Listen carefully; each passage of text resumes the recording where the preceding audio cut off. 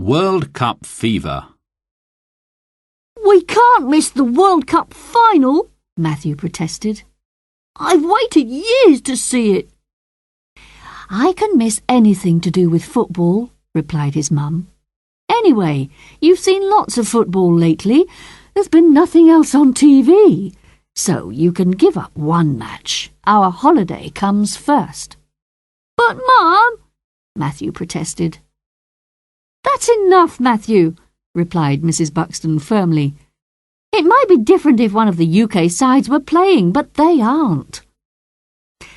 When it rained on the first day as the family headed for the beach, Matt knew the holiday was going to be a disaster.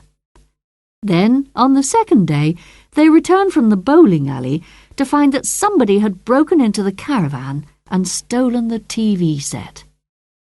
I can't believe it, Matthew wailed. We can't live without a TV to see the final. Well, I can, his mum said firmly. It'll be on the radio. Listen to that and use your imagination. But there won't be another final for 4 years. I'll die if I miss it.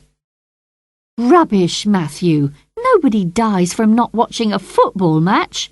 They don't even faint. Matthew went out, thinking hard. 2 hours before the final, Matthew fainted. He'd never done it before, and his mum was alarmed. She phoned for an ambulance.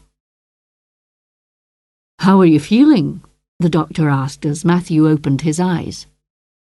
Matthew tried to think of a word to guarantee himself an overnight stay in hospital.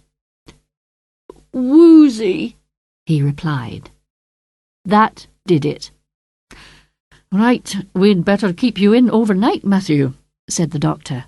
Just for observation. You can't be too careful. Come on, hop aboard. Matthew got into the waiting wheelchair. His mother followed anxiously behind. They turned one corner after another for what seemed a very long time. Finally, they came to a huge pair of doors. Pushing through with a clang, a nurse swooped out of the office to welcome them. Matthew's mouth fell open.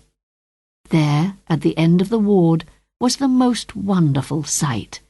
The biggest colour TV he had ever seen, playing the World Cup signature tune. The final was just about to begin. I hope you'll be very comfortable here, said the nurse kindly. Matthew smiled. I think I'll be just fine.